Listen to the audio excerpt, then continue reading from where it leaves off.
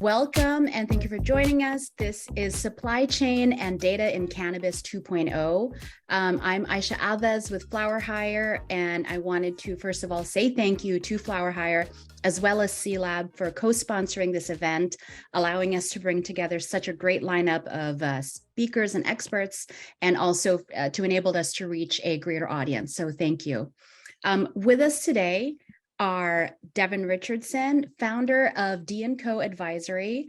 She comes with many years of experience doing work with companies like New Frontier Data, Backbone, and LeafLink.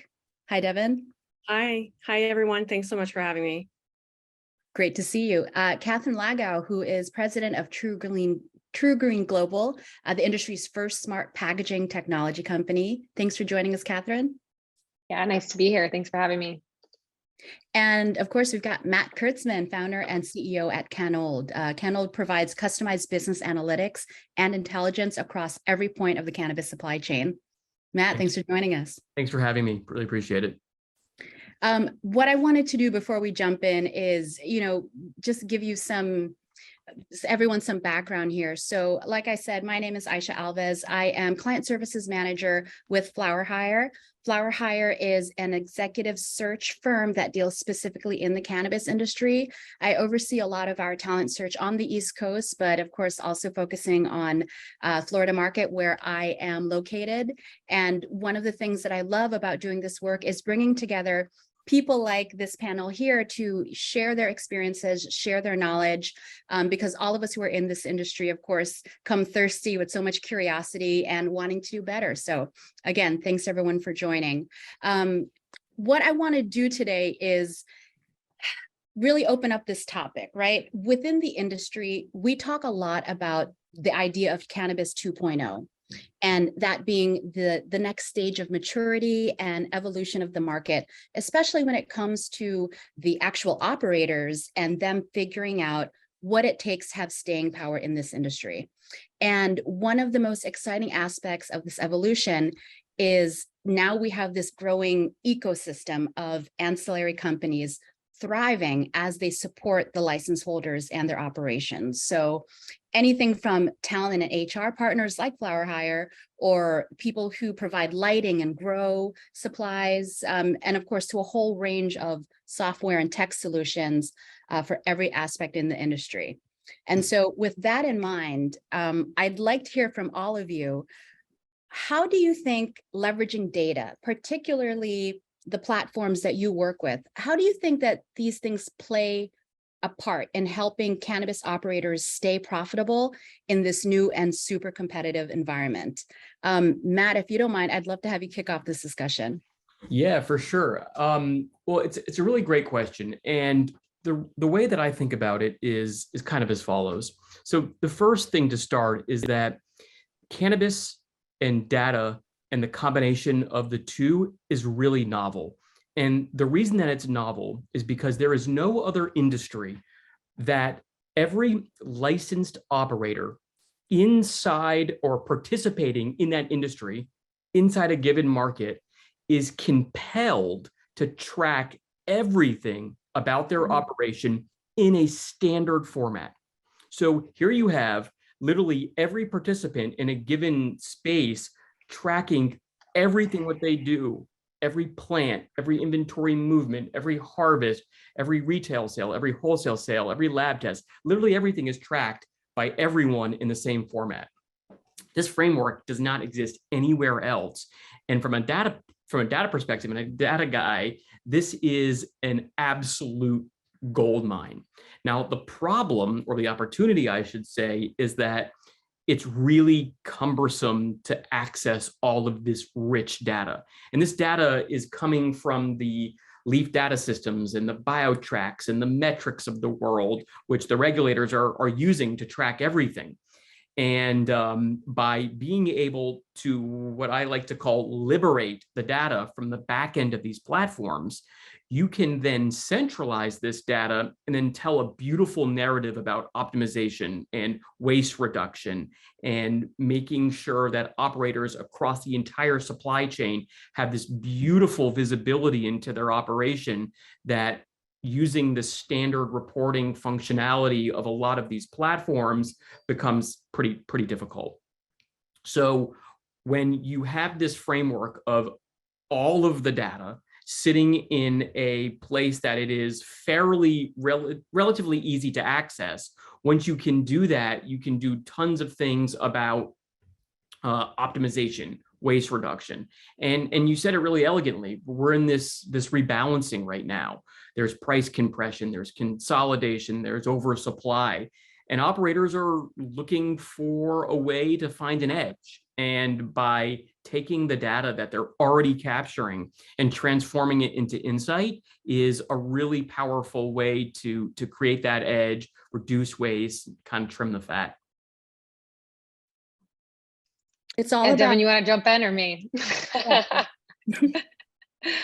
I'm going to hand it over to Katherine because you spoke Okay. up, but just quickly saying, yes, it's all about efficiencies. It's all about optimization. And like it's literally liberating the data, which I love about what you guys are doing. So Katherine. Yeah, I mean, the phrasing of that from Matt is funny because I think, he mentions it's the only industry that does this, but I think the additional layer for that, and it's why a company like Matt and Canold exists, is that this isn't information that companies are choosing to track, and it's not information that companies are even using or thinking about using in large part, right? When we're talking about seed to sale systems, a lot of the data that Matt is able to extract with his system and create reports for efficiencies, it's not even stuff that companies are thinking about, right? If we're talking about batch size or location and room of plants, all of these things literally from seed to sale, that this data exists. But a lot of, when we talk about data right now as companies, a lot of what people are focusing on is the opposite end of data, right? It's their sales data, it's their sales trends, it's what marketing tools are working and what are not working. And I think in large part, it's because of how cumbersome all that data is. And to the exact phrasing that Matt used, they don't even really know they're sitting on it, right? Like, how do I don't know how to go into metric. You can't go into metric in any kind of real efficient way and pull, my last 3 years of data. I know it's in there somewhere. I know it lives there, but what do I do with that? And even when I have it, how do I go through something other than just like data paralysis with having too much information? And how do I take that and make better decisions? I think that it's most of our focus is on, when we're talking about buildings trying to create efficiencies, it's with labor. It's, how fast are we trimming? How fast are we packaging? That side of things. What are our costs? And we don't always think as an operator, let me sit on this, let me take this data that I'm already sitting on and figure out what to do with it. And it's funny because I was at a regulator conference in Seattle earlier this year, and there was an entire panel dedicated to who owns this data, right? Like all of it, who owns it? Who does it belong to? And it was like a full day of conversations and different viewpoints of it, from the regulators and the legislators in the states to the metrics and the biotracks and the seed to sale systems, to the weed maps and the iHeartJanes of the world and the data that they're sitting on. And the question just kept coming up of who owns this? What are we doing to protect it? And what are we doing to use it?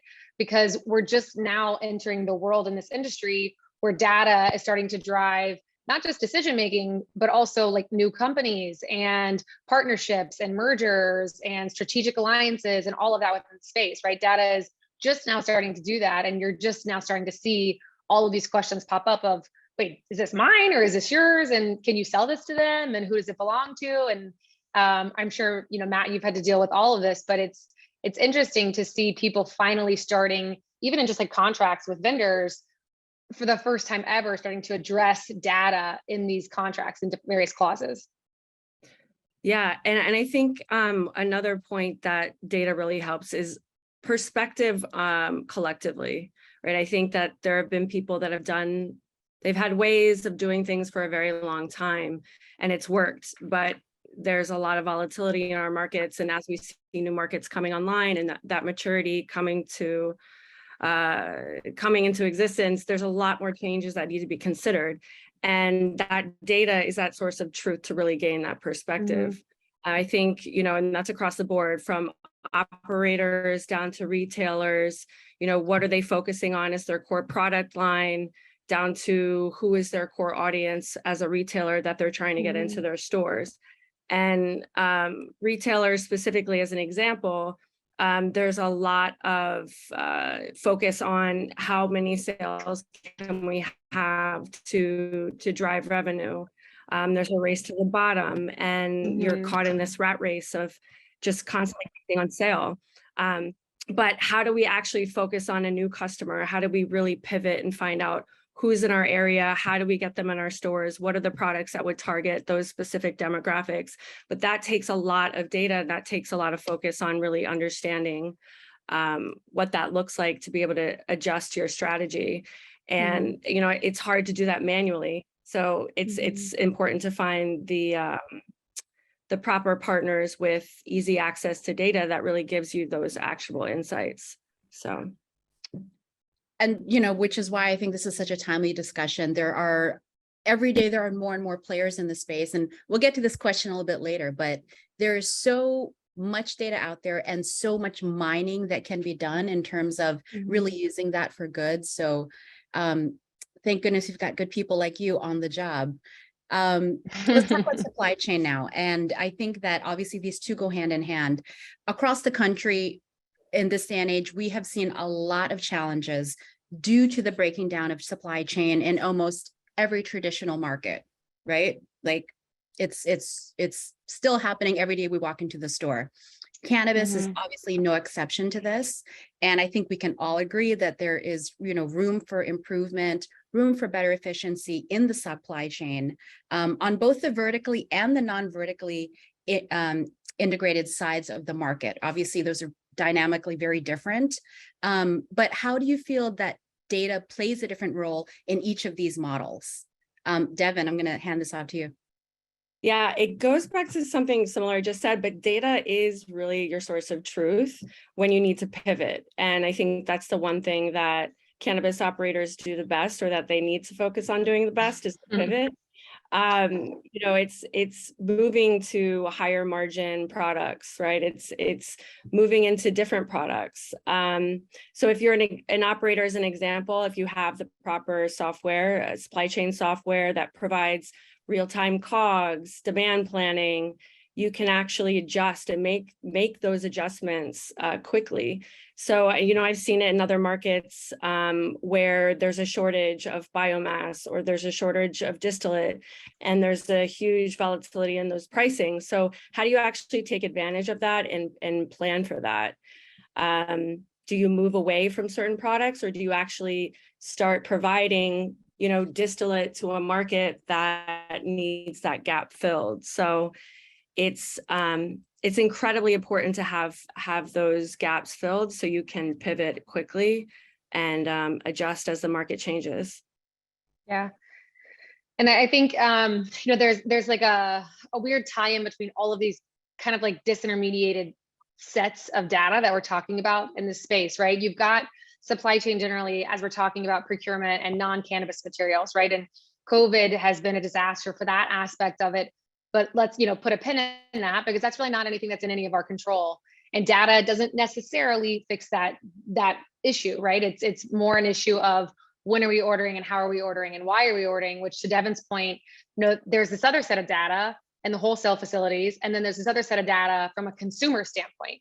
And I think a lot of the supply chain issues that we see in this space, it ties in a little bit to some of the like marketing issues. The loudest voice in this industry isn't always the meat and potatoes of the industry, right? It's the passionate cannabis consumer. And that is oftentimes, I think, who drives the market in various states, because of the fact that we aren't yet using marketing data and consumer data in a real efficient way. So then as operators look to what are we producing more of and what should we do, it's the loudest voices in their state and their Reddit threads or in their Facebook groups. And this is our public perception. And I think emotion oftentimes and receiving information from bud tenders oftentimes drives those decisions for sales versus the data that's in their systems that just isn't being provided to wholesale operators, right? So we're basing all of these decisions on a customer that came in and said, I loved this, not, you know, hey, maybe this is a one-off. And the majority of the market actually says that they like a different product. And then that, of course, trickles up to the wholesale operator who, you know, as we talked about, is kind of in this constant state of volatility for overproducing and underproducing, because when things leave their building, it's a black hole. They don't have any idea how fast things are moving,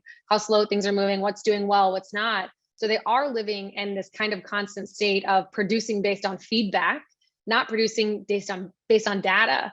And that affects everything from the way things sell once they make it, to overbuying and underbuying, non-cannabis goods, all of that. And I think if we can find a way to really unify those data points in the industry, from the marketing and consumer side and the dispensary and the wholesale operator, you create an ecosystem that everybody benefits from, because you can reduce price and you can create efficiencies all of a sudden, versus kind of everyone living on their own data island. Yeah, I follow up. Oh, I kind of wanted to just echo a little bit what Katherine was saying, and it's crystal clear. And I've been doing this dedicated in cannabis for 5.5 years now. It's crystal clear to me that operators, and I get it, but they are siloed and very guarded about the data.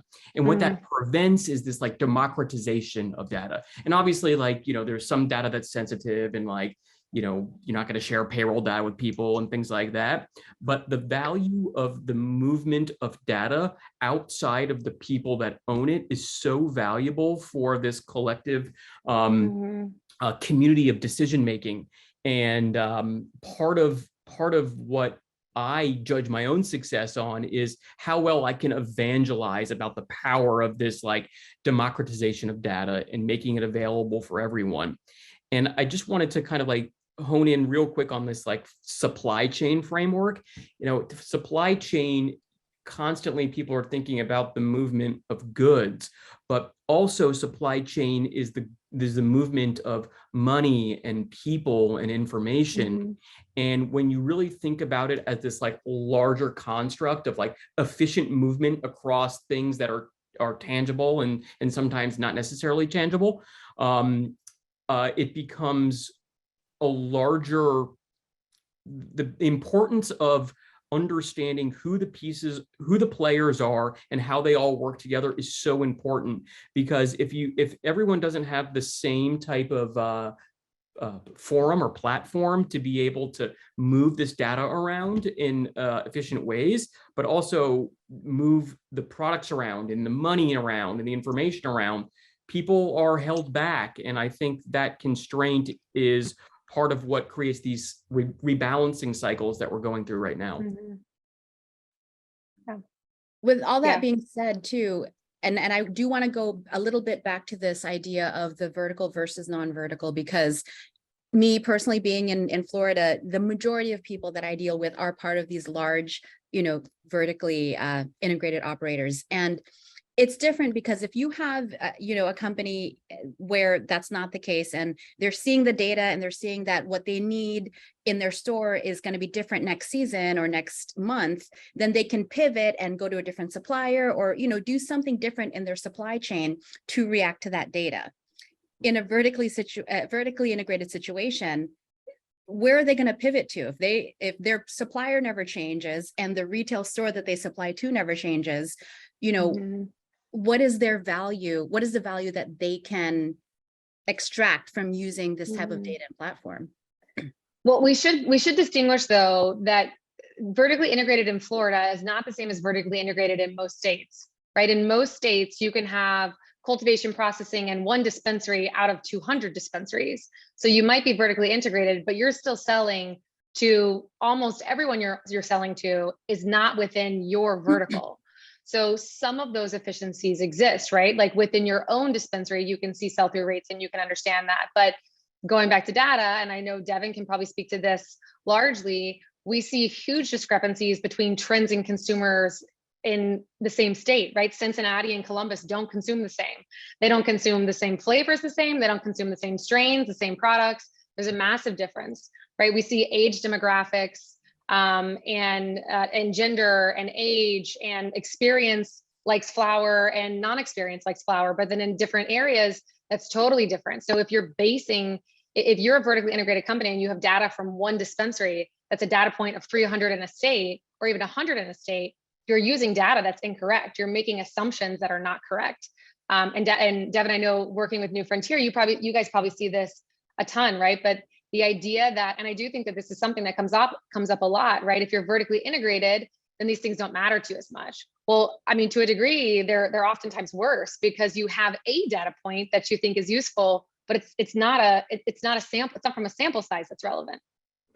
Yeah, and I'd love to piggyback on that, where I think the problems are just a bit different. You may not have to change your supplier, but you may have to change your product line, or you may have to move over to a new flavor. I think it gives you more room to be innovative if you have that option.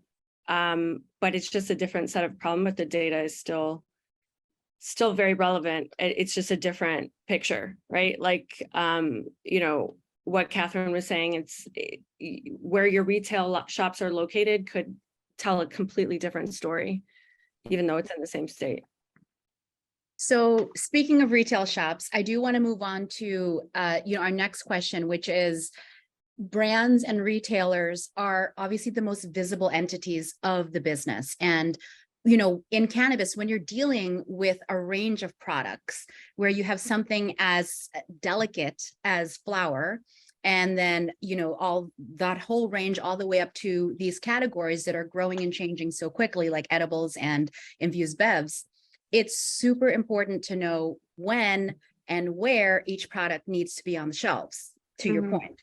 So what are some of the ways that operators and we in general are using data to fine tune the product lineup and optimize revenue for each category? Yeah, so each category as in within the supply chain or within products, just to clarify? I would say within products. Within products. Yeah, so I mean, largely the data is coming from and being provided by the same source for all of our products, right? It's just a matter of what we're deciding to use and not use. And I was an operator for 4 years before joining TrueGreen. So certainly I've lived these things more than I would ever care to remember. And I think, it's why we were chatting earlier before it started, when I met Matt last month and he took me through a demo. As Devon mentioned, I was like holding back all of these, bad words that I wanted to say about the wasted time that I had spent creating these 75,000 Excel sheets and how to try and manage data, because all of a sudden there's an opportunity to use a source like Matt to just pull this stuff out of your systems, right? And it's a total game changer if you have an organization that wants to make database decisions, which is a whole different aspect of this industry, right? There are lots of companies that don't. There are plenty of companies that don't. But if you want to use database decisions, right now the problem is, where do you get that data, right? So if you're an operator, where do you get it? If you're a wholesaler, right? It was one of the biggest issues that we had. And unfortunately, where people get it right now is things like Reddit threads and Instagram posts and things like that. And this is not data, right? I mean, theoretically it is, but it's also coming from people, like, as we know in marketing, you're either really mad or really happy to go online and talk about something. So that's not the majority of your consumer base. And it is still where most of these decisions are being based off of, right? Because, and so you see brands, things popping up, like Learn Brands is, a company that started that you can create educational courses and provide them to bud tenders and incentivize them to sell your products, right? And whether that's incentivized through money or through gear or through different things, but within the same platform, you can get feedback from them about your products. And so at least that's another source of data, right? Tell me what you thought about our chocolates. Tell me what you thought about our caramels. Tell me what patients think. What new flavors should we come up with? What's the biggest request you get in your dispensary? But this is still all anecdotal, right? It's still very anecdotal. And to be honest, there isn't really, as a wholesale operator, when we're looking outside of our own vertical, there still isn't really a good source for pulling data and creating decisions on products. It is very sales team based, anecdote based. Certainly you have companies that are trying to focus on the consumer side of it, but that opens up a can of worms, which again, I'm sure Devon can speak to. When we're talking about consumption data in this industry, it's such a new industry that it's all over the map, right? People are still exploring what they like and what they don't like. And the trends in this space, I mean, they change more than the weather, right? So one day they like this strain, the next day this is the hot thing, the next day we like beverages, the next day we hate beverages, the next day we like gummies, the next day we like solventless gummies. You know, people are so new to this industry that they're still really trying to decide what they like. And if the consumer doesn't know what they like and what they want, then the data that we're collecting from consumers is still somewhat unreliable, right? We don't have an established enough market yet on the consumption side to really make informed and like long-term predictive decisions based on that data. Yeah, and one thing I want to add to that as well is, you know, it's true. There's so many places to get data from. I think one is being able to have a good visibility into what your business is doing. And I'm going to plug Canold again because it's so amazing. Really, everyone, you should have to check it out. You know, Canold can basically show you as a retailer what's on your shelves, how long it's been on there, what your margins are, pricing. So you can easily see, okay, these products are moving quickly. These have sat on the shelf. We have extra in storage. So you can see the momentum in your own store. And then lining it up to what the data is showing from other resources such as New Frontier to see what's selling in your market exactly. So you can at least take that perspective of, okay, what is my retail store doing against the market today? And just staying on top of it because, you know, like Katherine said, there's no, I mean, there are trends, but they're baby trends. There's still just not enough data to really drive, you know, forward-looking, you know, projections too far. Devon, I like what you said there about that, those trends about using those trends to make fact-based decisions. And what I like to think about is the difference between macro trends and micro trends. And let's say there's a report that comes out that says solventless extracts are up 14% in Western Massachusetts. So if I have a retail operation in Western Massachusetts, do I want to now allocate that much more of my budget to buy product, to buy those specific product types? Possibly, but what I believe is the insight and the optimization needs to start coming from signals that are coming from within inside the business itself. And I'll give like a very clear, for instance, by taking all of your retail data, which agnostic to the point of sale is going to come in with transaction timestamps. So literally the time in which every single transaction happened. And then what you can do very simply is add up all of the different transactions that you have by hour of the day, and then look in a heat map where you have concentration of transactions. Maybe on Wednesdays, 40% of your transactions happen before noon, whereas on Thursdays, 70% of your transactions happen before noon. Because people are getting ready for the weekend and they want to hop by the dispensary before the work. So here is a very clear example of how you can use very simple, basically universally available retail transaction data to tune staffing levels for customers that are coming into the dispensary based on a very, very micro level signal about how those individual customers, retail customers, are interacting with that dispensary. And it doesn't take predictive modeling. It doesn't take data science. It literally just takes a CSV data dump from your point of sale and organizing that data by time. And that becomes instantly actionable insight. If we have 70% of our transactions happening on Thursdays before noon, we should allocate more staff to be in that section of the time of the day part, so we can make sure that our customers are not waiting around or they're not frustrated because they're not getting quick service. So this is a very small example of optimization that you can do with very simple, accessible data.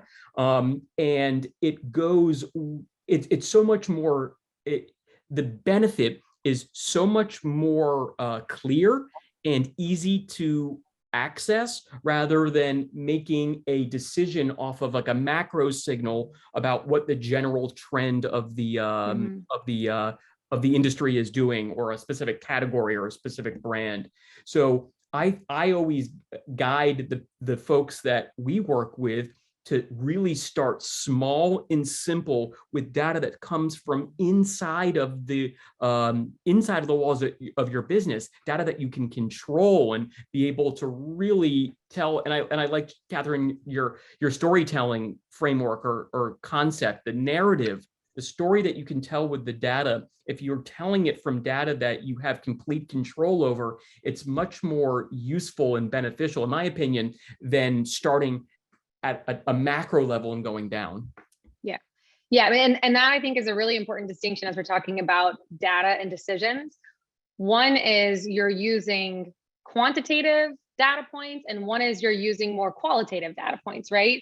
The same example that Matt just gave for staffing levels, that I would take that opportunity to say, okay, if I know I'm slow between these hours, then we need to have a flash sale. Then these are the specific hours when we need to do, only on Thursdays between 3 and 6, that's our slowest time of the day. Okay, on Thursdays between 3 and 6, we're going to have a sale. That's when our sale is going to be this week. So like using those data points, not only to make staffing decisions, but also to make decisions on like, how am I driving people into my store? Those are marketing decisions that people can use, that like binary data to make good decisions versus trying to predict the market, right? One, we're trying to predict trends. One, we're just trying to use like very general marketing trends or very general marketing strategies to drive business. And I think, what Matt does from a data standpoint on the wholesale side is it's a totally different thing than what we're talking about in terms of like predicting products and using data to make those trends. Like being able to take, like, if I know that flour went into my CO2 machine and I know that flour came out of it and I had to log that stuff in metric, then I can tell my yield, right? I just can. It doesn't matter. It doesn't matter if my operator says I can't. I have to be able to, it is required, unless people are stealing stuff from the building, right? And if I can use that data to predict how many units I'm going to have of oil and how much I'm going to have to sell and how much is going to be on shelves, so how many containers I need, right? There's a trickle down effect that we can tie into ERP systems and to the buying decisions from those data points in a wholesale building.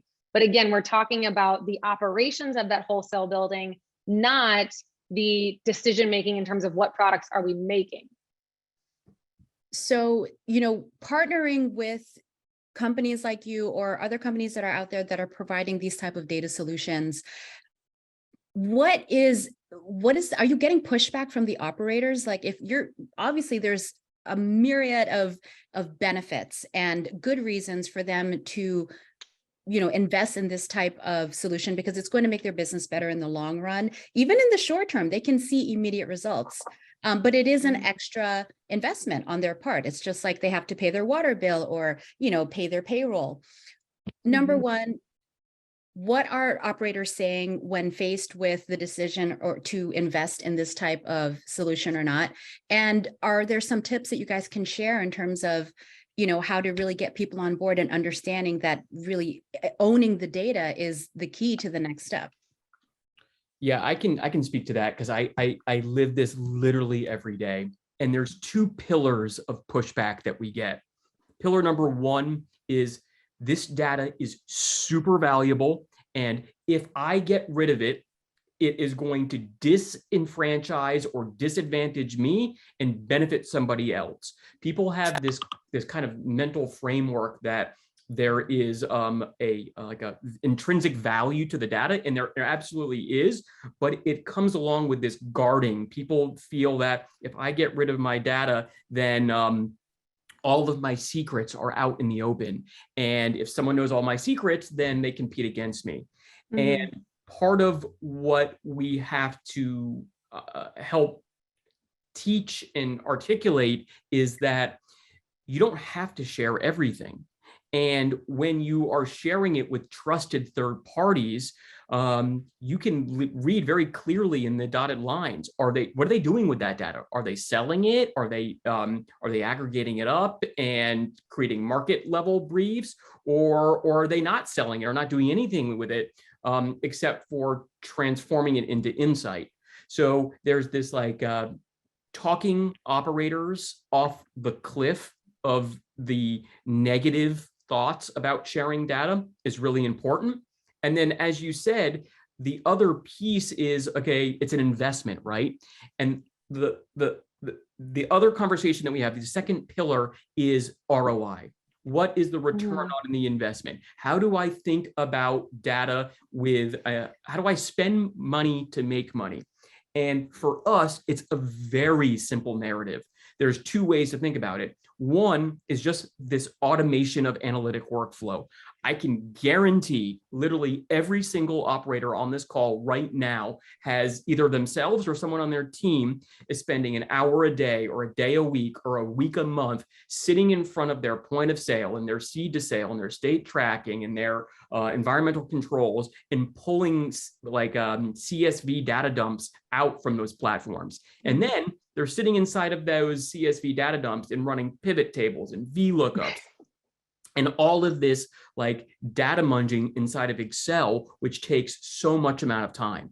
So when we think about talking about the ROI for this data, it's a very simple narrative. We say, hey, look, all of that Excel nonsense that you're doing right now, we're going to completely automate. By leveraging our integrations with some of these massive platforms, we can take all of that data munging and literally have the computers do it.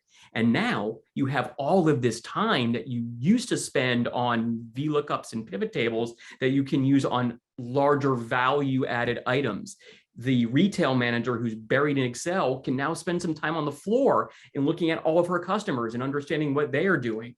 And then the post-harvest manager can get out of his Excel and go into the harvest room and understand more about what his team is doing. So that is very crystal clear. You spend a week a month doing this work. The person doing the work is getting paid X amount of dollars. Now that X amount of dollars goes away and you can get more time back to spend on value added things. And then even if you, so even if you take all of that off the table, right? Let's say you get no operational efficiencies from automating your analytic workflow. Then what you have is this beautiful clarity of the business that you've never had before that you can use to literally reduce as much waste as possible. And you can say, hey, look, right now, I take a snapshot of my inventory. I'm sitting on 57 days of supply. And as an operator, I would actually be more comfortable with a 2-week supply. So now there's a delta between 57 days and 2 weeks, and that delta is cash that you have locked up in inventory, and it is physical space in your vault that cannot be used for higher velocity or higher traction products.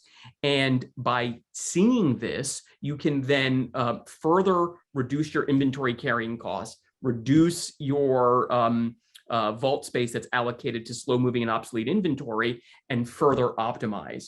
So you can see that there's this very clear benefit from the optimization, but if that first pillar, being guarded about the data, is still in play, you can never get to that second point. If you can't measure it, you can't control it, and if you're not looking to measure it, then you can't participate.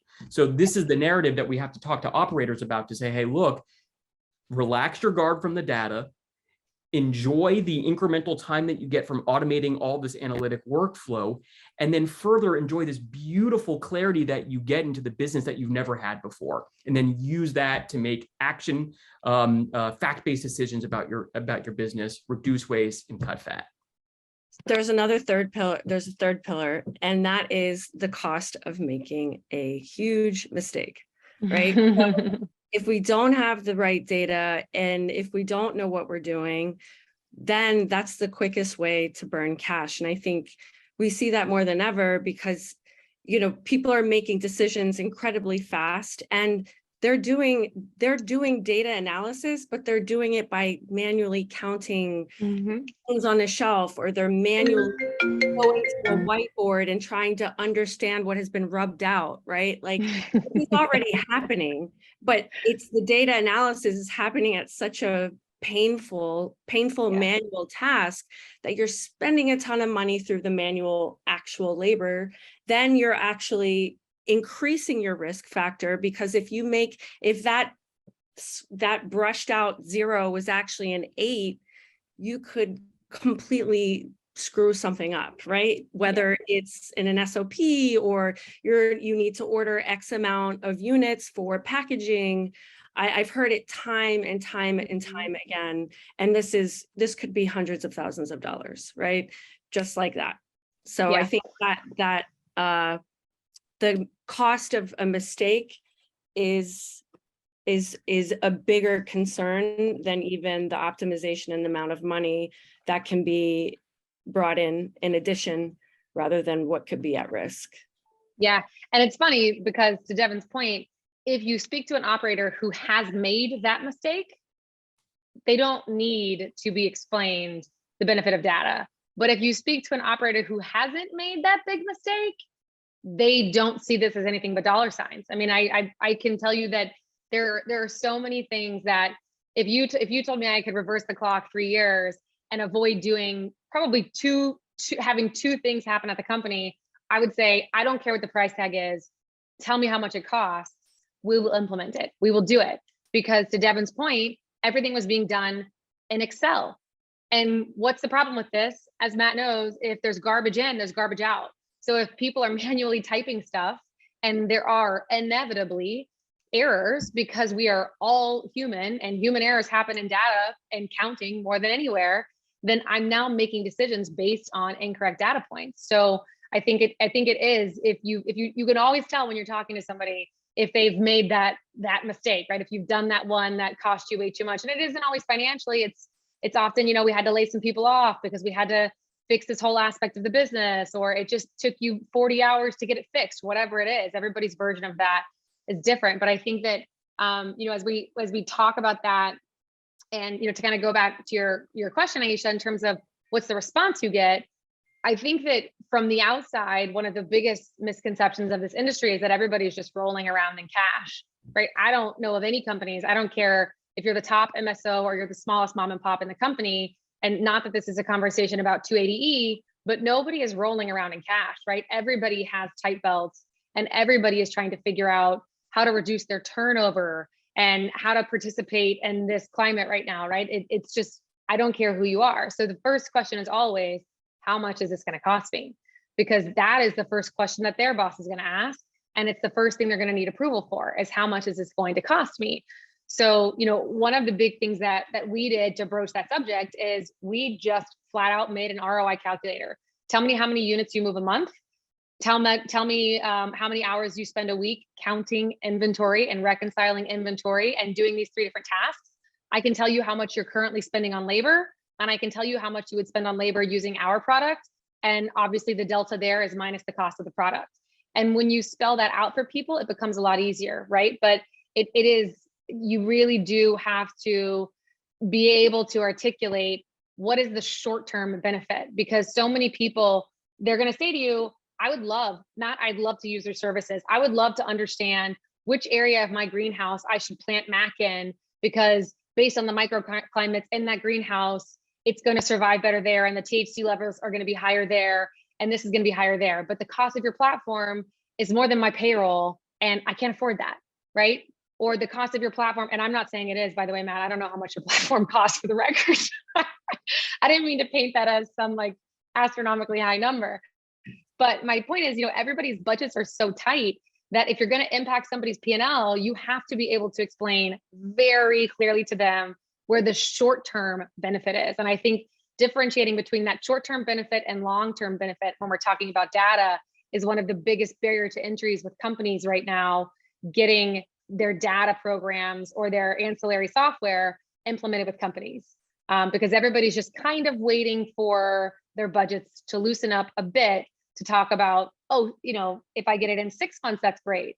It's definitely, everyone's much more focused on the short-term benefit of things. And so that being said, and we're all, like you said, in the same boat of trying to express what the value is, get people on board and get people to really understand why data is so important. There are a lot of players in the space, and I think it's only fair for us to take a moment and let's brainstorm, like, who else out there is doing really cool stuff. I think that every day I hear about a new solution provider that is doing something really unique or really innovative. And tech and data is really the area where we see, I think, the most exciting evolutions happening. Is there any service provider out there that you've seen that you want to maybe shout out and say that you think it's cool what they're doing? I will start and say, honestly, Katherine, I think what you guys are doing is very cool. I think the smart packaging it's so, what is the word I'm looking for? It's so user-friendly and intuitive. You don't even have to actively use it. It just happens, just by having it there. So that's one thing I think you guys are doing that's very cool. And if you guys want to put it out there, I'd love to hear what your thoughts are on who else is doing a good job out there. Yeah, I appreciate that. I mean, obviously Devon and I love Matt, so that's pretty good to anybody.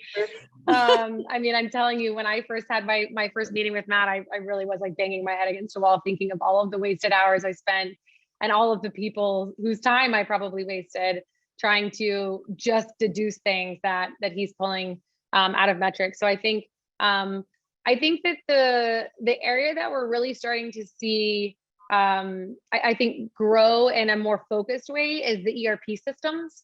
Like we really need those in this industry in an affordable way, but also like in a specifically tailored way to cannabis.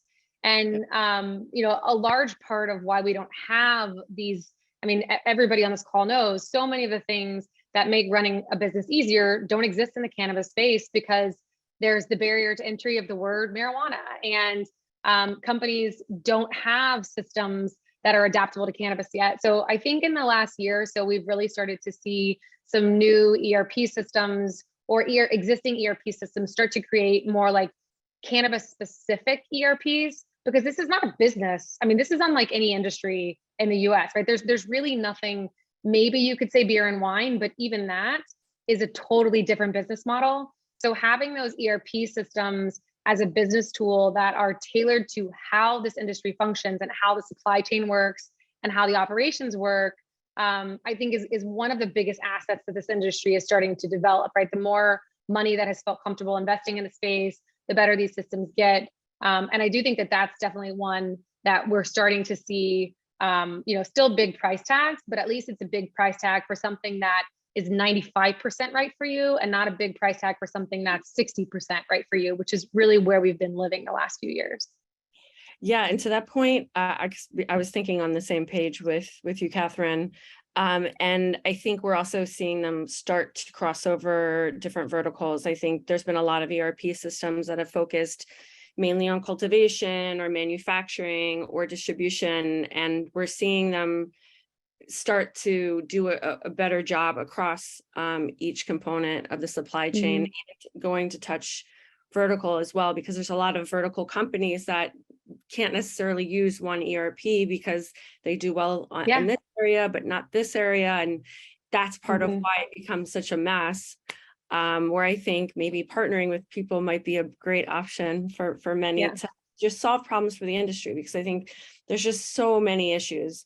And the one reason why, when Matt told me about his company, I've always said, if you can help companies understand what's going on in metric better, you're winning. That's what I'm doing. I'm like, great. Yeah. So it's understanding, it's companies that are actually solving real problems that operators are dealing with across their entire supply chain and not just one component, and trying to reduce the amount of software systems that people actually have to use just to understand the same story, right? Yeah. This software for this and this software for that. So, and to answer your question a little bit more specifically, I mean, I'll plug New Frontier because I'm working with them right now, but they're definitely coming out with a couple new offerings that are interesting, very interesting, around providing the right insights for retailers, brands, investors, and advertisers, but they're focusing on some advertising solutions that are pretty unique in the industry to actually get new customers into the stores of retailers, which is pretty fascinating and something I think is a huge need because of what I've seen in the industry, where a lot of retailers they're just on that nosedive of price compression and trying to get the same people back in the store when, there's still a ton of new consumers that haven't been touched yet. So very fascinating stuff. Terply is also another great company. They're almost like an AI bud tender in support of, the in-store bud tenders. So I see some people doing great work out there, and I'm excited to see what new companies, come to fruition even in the next year or two.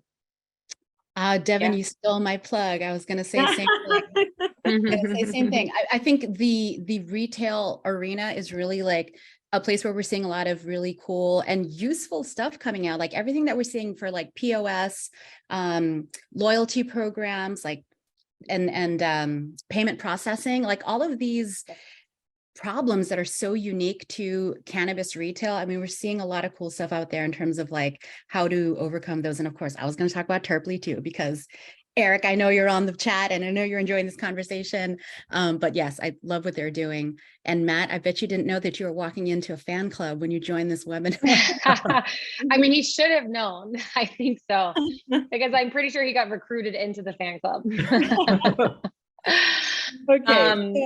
Go ahead. Oh no, I was just going to say, like, kind of ancillary to data, but I also think the one area that we're finally starting to see a little bit, but it needs it the most, is automation in these wholesale facilities, right? I mean, I don't think you could find a more archaic industry as it relates to the number. And on the one hand, it's great because job creation is really important in communities, but at the same time, especially in the hiring climate, Aisha, you can speak to this.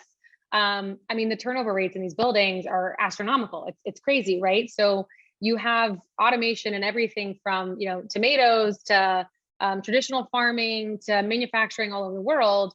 And to a large degree, especially on the cultivation side, none of that exists, and we're seeing it in packaging. That's where it's all started mostly, but it is still a hyper labor intensive industry in a way that is debilitating in terms of, there's quality versus being able to support your P&L and being able to support your staff, and what are you hiring people for, and can you afford to have 45 cultivation agents for $20 an hour, or can you only afford to have 10 for 25 an hour, right? And those are, unfortunately, we see a lot of quality decisions right now, and data, obviously, with automation, like, that's a no-brainer. Everybody gets it. If I can automate things, those are data points that people get, but the capital, is needed in this industry to really, I think, give people the comfortability to start investing in the automation in this space,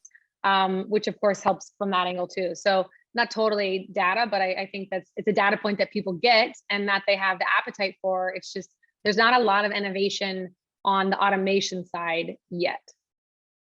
So maybe looking forward, that's maybe something that we would like to see a little bit more of, in the upcoming months and years, which actually brings me to my next question. And this is, again, sliding a little bit away from data as well, but obviously with the news coming out in the industry, I think it's fair to bring our conversation a little bit closer to a close with federal legalization now, on the horizon. What do you predict, or what do you hope to see in regards to how the supply chain will evolve? Will it be more interstate sourcing? Are we going to see stuff happen regionally? Is it going to come from international suppliers? Let us know. Do you mind if I jump in first?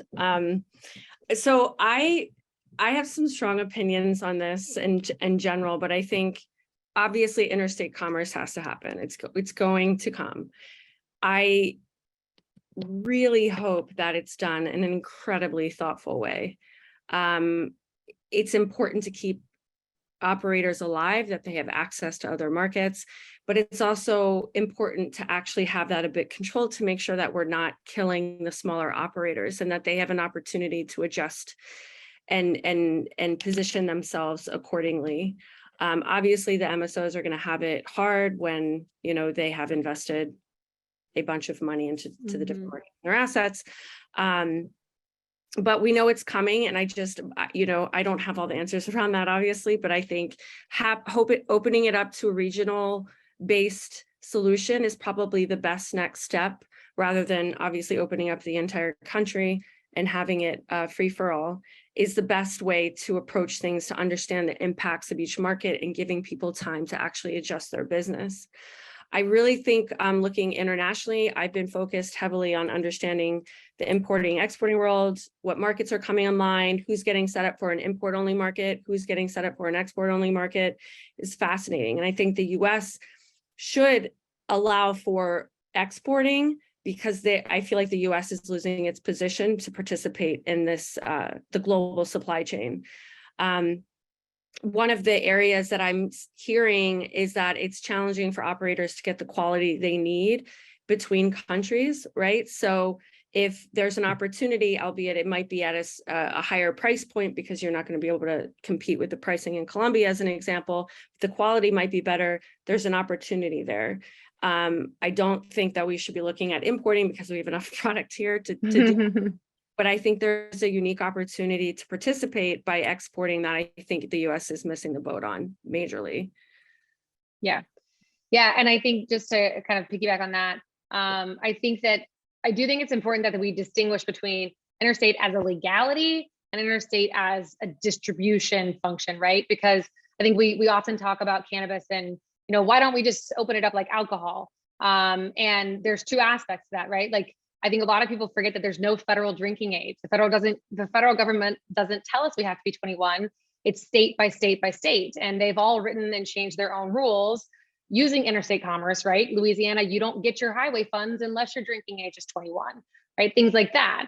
So the legality of it crossing state lines is a lot different than how we ultimately set up the distribution of this. And I think that differentiating between that is important to the point that Devon just made, right? Like alcohol is just a few massive distributors and it's a warehouse-based model. And that's not what we want for cannabis. The people who have built this industry over the last 10 years, they want to be able to participate in this when it opens up, when efficiencies are created for the first time, right? You have companies that have operations in multi-states that aren't able to take advantage of really being a vertically integrated company or work with other, kind of co-ops in a small mom and pop way because of this. And if you open it up immediately to the Amazons and things like that, then you lose the infrastructure that this industry has built over the last 10 years. And so I do think that you'll see it evolve very similar to alcohol from the legality sense, right? My rules, my state. I live in Ohio. My favorite vineyard in California, I can't legally get it shipped to me in Ohio, but I can ship it to my brother in Indiana and he can drive it to me. And that is completely legal, right? So you'll see states kind of create their own regulations with each other, just like we've seen in other things. I think I've opened up a can of worms here. I think we need another panel just to talk about all of the forward-thinking things. So on that note, I will say I am so happy that we had this conversation today. I think that the more times that we give each other this platform, we're educating the people in our industry about the value of data and how it can build a stronger supply chain. And no matter what, the more people are aware and the more people really understand the value of this, it's going to make our whole industry stronger. So thank you so much again for enlightening us with all of these great data points and your experiences. In regards to my question, everyone, about people who are out there doing cool stuff in the data world, we got a lot of exciting responses in the chat. So I am going to start a LinkedIn thread listing these off, and I'd like you to join those and throw up any ideas on this LinkedIn thread as well, because there was just too much love to fit in one panel, which is a good thing. Once again, thank you, everyone. Devon Richardson, Katherine Lagow, and Matt Kurtzman. And of course, FlowerHire. If you are looking to join a team in cannabis or build a team, you can talk to me or any of us at www.flowerhire.com. And the Cannabis Lab, which is a professional association of cannabis professionals that has done wonders for the careers of many people that I know. If you're looking for a community, if you're looking for mentorship and, just some great connections within the industry, I highly suggest getting in touch with the folks at C-Lab. All right. Am I going to see you guys in Vegas? Yes. All right. I will see you there. Everyone, have a wonderful afternoon. This recording will be available on YouTube later on. So again, keep track with me on LinkedIn. I'll make sure that everyone knows when it is up there. Have a great rest of the night. Likewise. Thanks, Aisha. Bye.